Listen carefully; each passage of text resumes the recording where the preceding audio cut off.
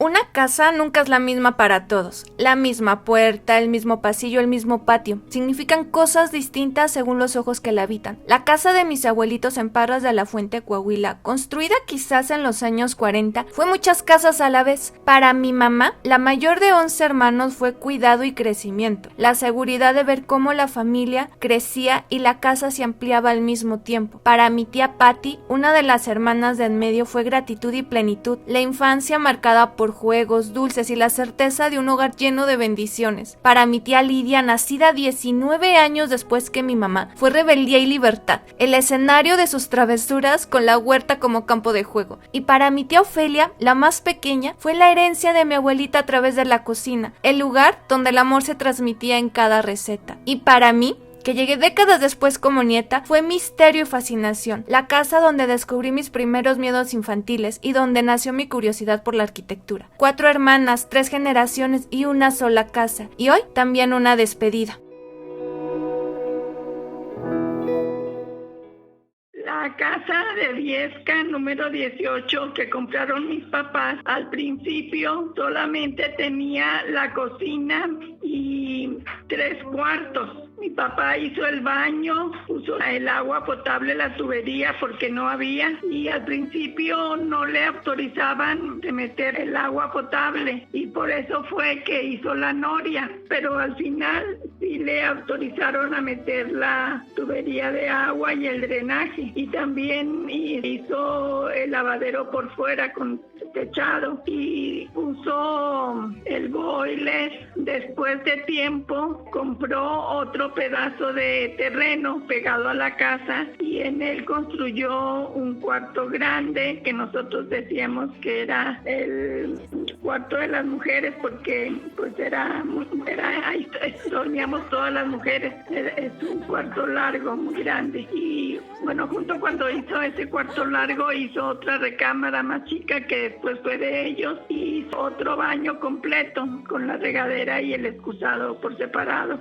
El cuarto de las herramientas o bodeguita.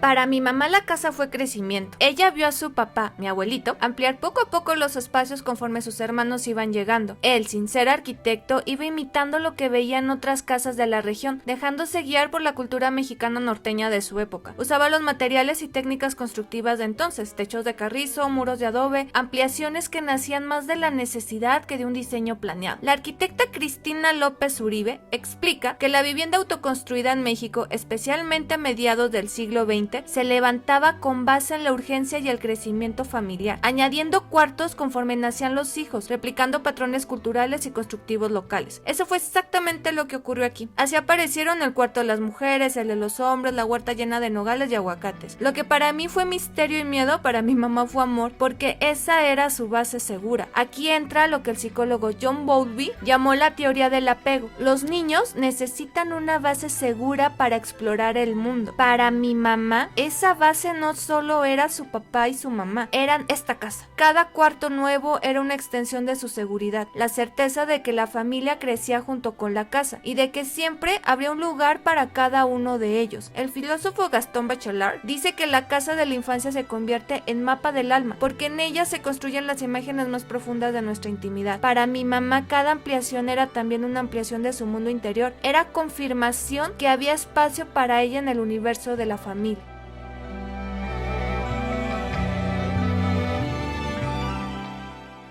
Los hijos decíamos, este cajete o jardín es mío, y así cada quien tenía dividido un cajete. Y cuando caían las nueces, que era cosecha de nueces, pues juntábamos cada quien, según nosotros, las nueces que caían en nuestro cajete. Las juntábamos y las queríamos ir a vender al mercado, pero cuando mi papá se dio cuenta, que nos dijo, no, mejor véndanmelas a mí, a mejor precio.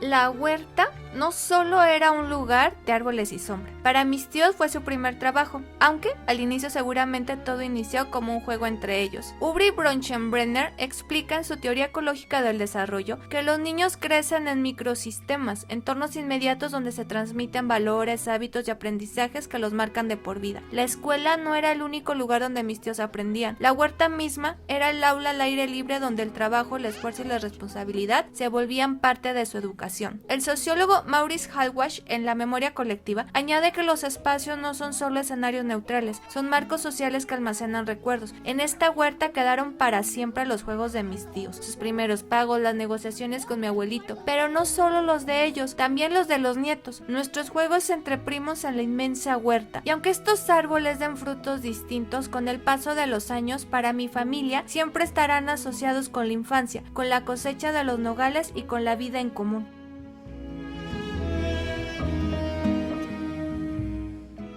También después construyó una recámara para los hombres después de donde estaba el lavadero. Y anterior a que construyera ese cuarto, esa recámara, antes allí había un corral o gallinero. Allí tenían mis papás gallinas. Los desperdicios de la cocina, pues mi mamá se los daba a las gallinas. Y recuerdo con mucho cariño cuando las gallinas ponían los huevos, les hacía mi mamá como un nidito, nacían los pollitos y la gallina andaba ahí con sus pollitos. Ya crecían más y se metían todos de vuelta al corral.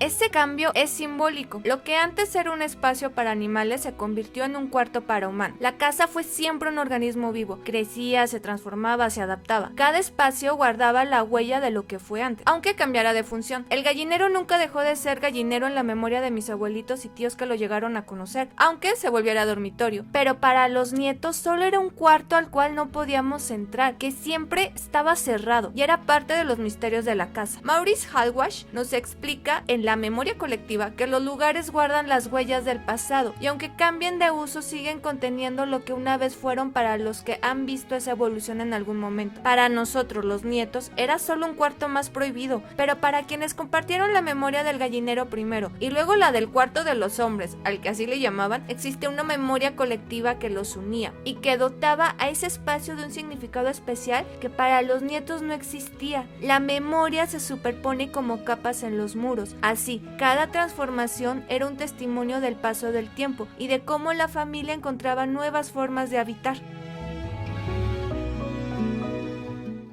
Agradezco a Dios nuestro Señor que nos haya dado esta casa en la que nací y disfruté de mi niñez y adolescencia. Cada espacio y rincón de la casa y de la huerta guarda hermosos recuerdos y parte de mi vida, con mis padres, hermanos, primos, amigos, con los que llegué a jugar y a convivir. Recuerdo los árboles y sus frutos, los pasteles de lodo, mis paseos transhuertarios, las casitas que hacíamos de ramas, lámina, lo que se nos ocurría para hacerlos. Recuerdo las básculas que hacíamos para jugar al mercado, las básculas de piedra. Tantos recuerdos que llenaron mi infancia y que le hicieron muy feliz. Recuerdo también mis aislamientos en la huerta para estudiar lejos del bullicio de mis hermanos. Los paseos en la huerta en que mi papá nos prestaba sus miralejos para ver las nueces que iban creciendo. También recuerdo cuando mi papá trató de enseñarnos a disparar el rifle, etc. También recuerdo mis cuyos que tuve en profesional, en mi infancia mi gorrión que llegué a enterrar cerca de la cocina.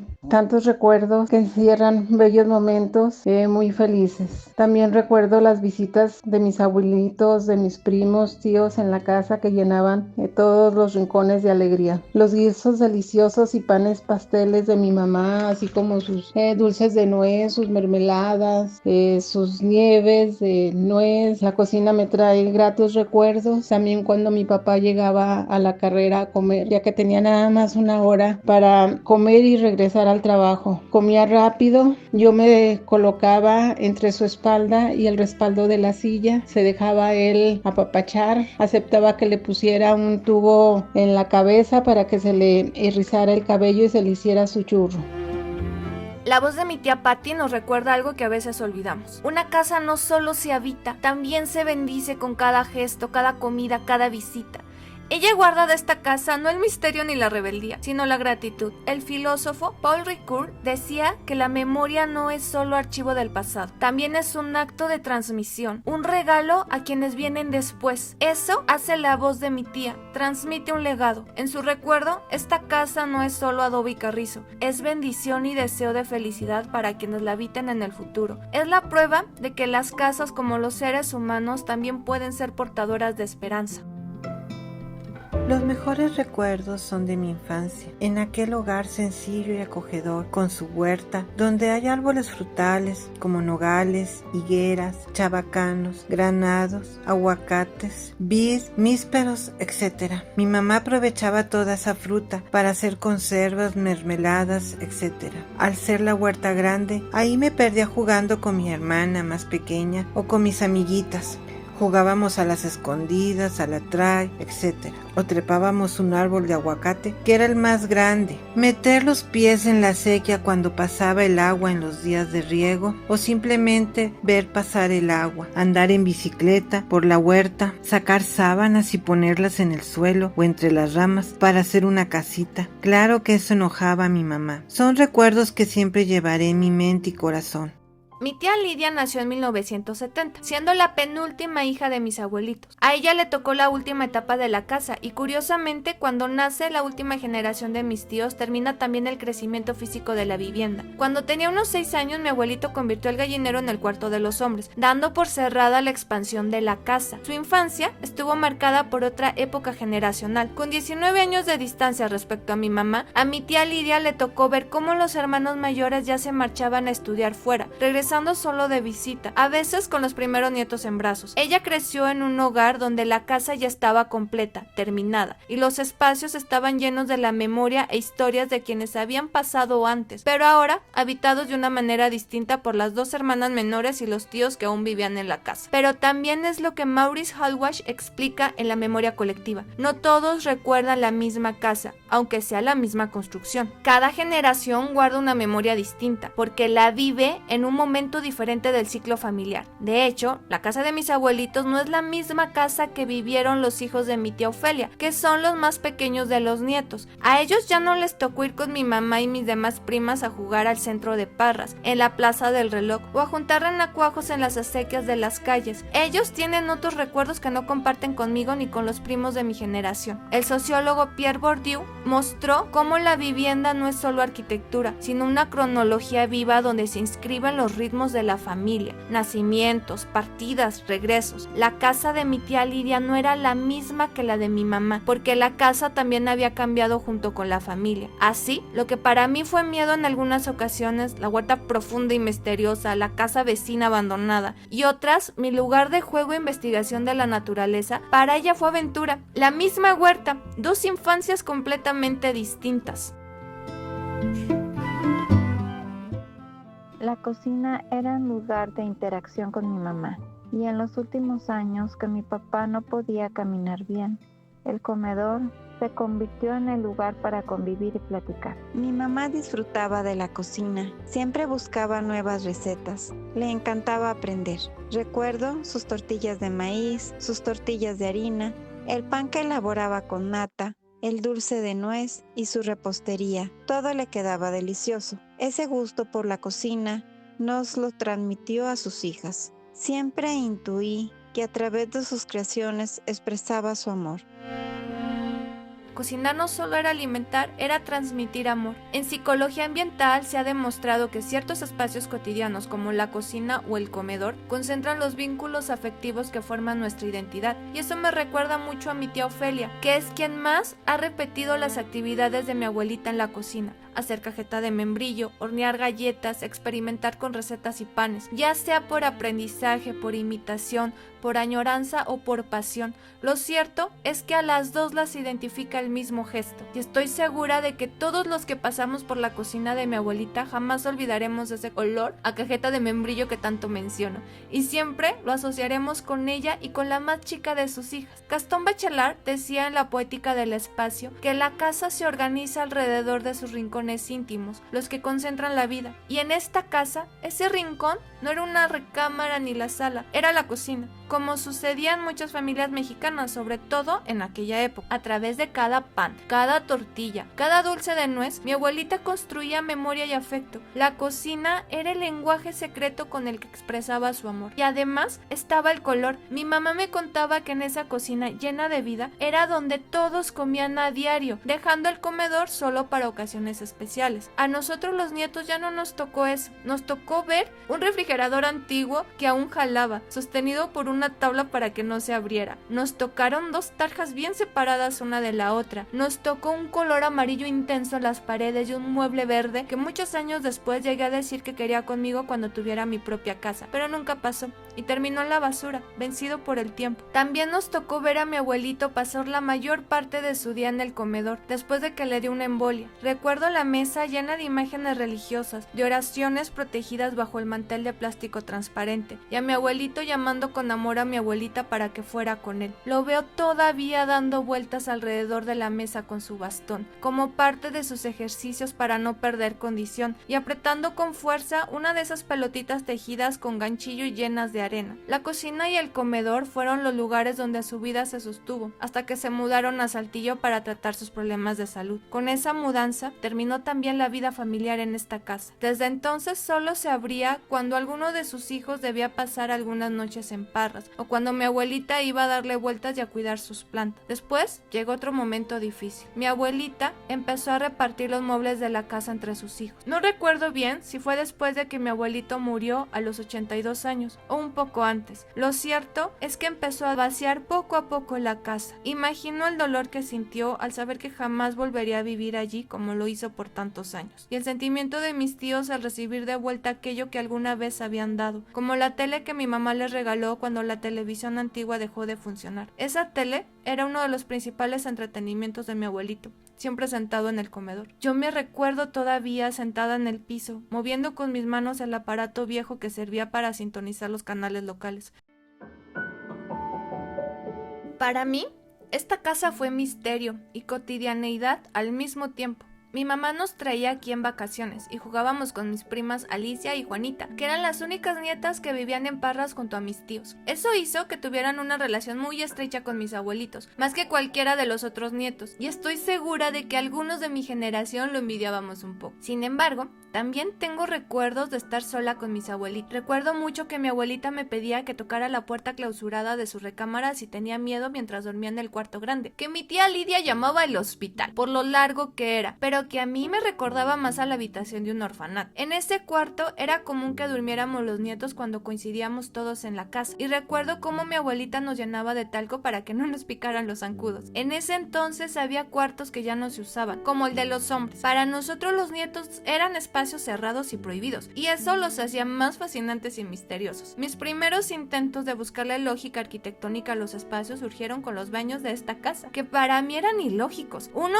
tenía una cortina en lugar de puerta siempre, y otro conectaba la recámara de mis abuelos con la huerta. Para llegar a su cuarto a fuerza había que atravesarlo. Su recámara siempre estaba oscura, aunque fuera de día. Yo sentía que ahí podían aparecer fantasmas. Como niña no entendía esas decisiones y me daban miedo. Estar sentada en la taza y ver al mismo tiempo la puerta hacia el patio y la recámara oscura de mis abuelos era inquietante, como si algo pudiera aparecer de repente. En la huerta, al fondo, estaba la casa abandonada de los vecinos con una noria profunda. Asomarse demasiado era imaginar la muerte o el peligro, pero al mismo tiempo, por ahí estaba uno de los árboles que mi prima Ana trepaba. De noche, en cambio, todo se transformaba. Era diversión para los nietos salir a atrapar luciérnagas. Recuerdo noches mágicas escuchando grillos y búhos que llegaban desde la huerta. Mi parte favorita de las vacaciones en esta casa eran las noches. Ver a mi tío Miguel llegar a visitar a mi tía Ofelia cuando eran novios. Ver cómo nos repartían en las camas. El saber que está en venta me pone triste, pero pensar que la familia que la compre también disfrutará como yo de vivir en un lugar tranquilo y acogedor, disfrutar la huerta en primavera y verano, escuchar el canto de los pájaros, comer de sus frutos, eso me pone feliz. Pues sí, pues feo, pero pues no hay otro remedio porque pues nadie de nosotros nos vamos a ir a vivir allá y todos hemos hecho nuestra vida fuera de allí. Y pues nos duele que se tenga que vender, pero pues se necesita para pues es de mi mamá, y para su atención ahorita de médica y todo, pues sí es necesario que se venda. Y aparte, aunque no estuviera enferma mi mamá, se gasta mucho en mantenimiento y estar sola y todo, pues se va cayendo, entonces pues sí, no tiene caso. Bueno, me gustaría que alguien que pudiera hacer tipo hotel o algo así, o cabañitas, para que la gente disfrutara de la huerta y todo, y de la casa, y que siguiera habiendo pues vida en esa casa. Yo considero que todos fuimos muy felices en esa casa. Gracias a Dios tuvimos todo, no lujos, pero tuvimos lo necesario. Cuántos bellos recuerdos y bellos momentos encierran esta casa.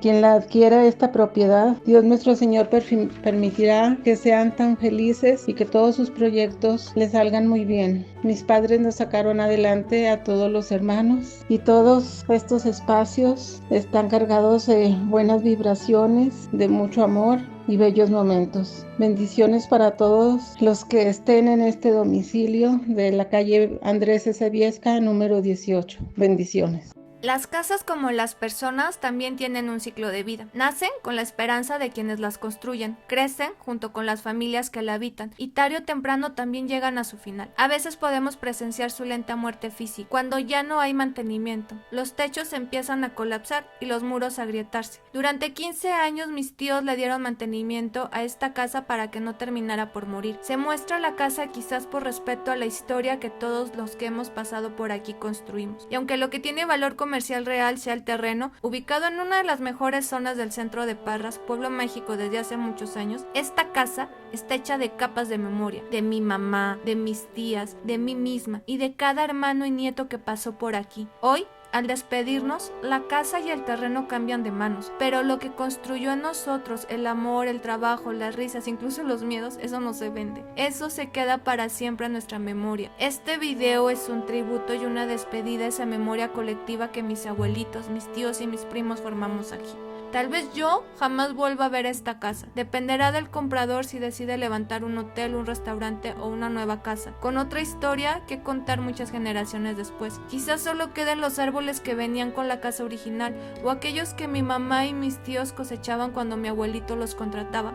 No lo sé. Lo que sí sé es que una parte de mí se va con esta casa, y seguramente pasa lo mismo con mis tíos y mi abuelita. Por eso, este video es también una memoria, un intento de conservar todo lo aquí vivido. Y quiero agradecer profundamente a mi mamá, a mis tías Lidia, Ofe y Patti, que me facilitaron historias, recuerdos y fotografías para narrar este capítulo fundacional de nuestra familia. También agradezco a la Denise del pasado, que hace muchos años tomó fotografías de la última vez que fue a esta casa. También te agradezco a ti, que llegaste hasta aquí. Este video es tremendamente personal e íntimo, el primero donde quiero explorar estos temas que me mueven tanto, porque quiero hablar de los sueños y la arquitectura, de la muerte y la arquitectura, y de esos tópicos que me atraviesan personalmente y me hacen reflexionar sobre el papel de la arquitectura en nuestra vida. Si te gustó, compártelo, sobre todo si conoces a alguien que quiera comprar el terreno en el mero centro de Parras, Coahuila. Al final te dejo el perfil de Instagram de mi tía Patti para que la contactes y ella te cuente más al respecto. Y hazme un favor, si llegas a comprarla, haz algo bonito con ella, que quienes la habiten puedan ser muy felices, y recuerda de vez en cuando a la familia que antes la vivió, porque si te la llevas, también te llevas un pedazo de nuestra historia. Muchas gracias y nos vemos en la próxima. Viesca 18, casa donde crecí al lado de mis padres y hermanos, donde era común recibir visita de familiares y amigos, donde jugamos y disfrutamos de la huerta mis hermanos y yo, al igual que mis sobrinos. Un lugar entrañable que siempre conservaremos en nuestros recuerdos.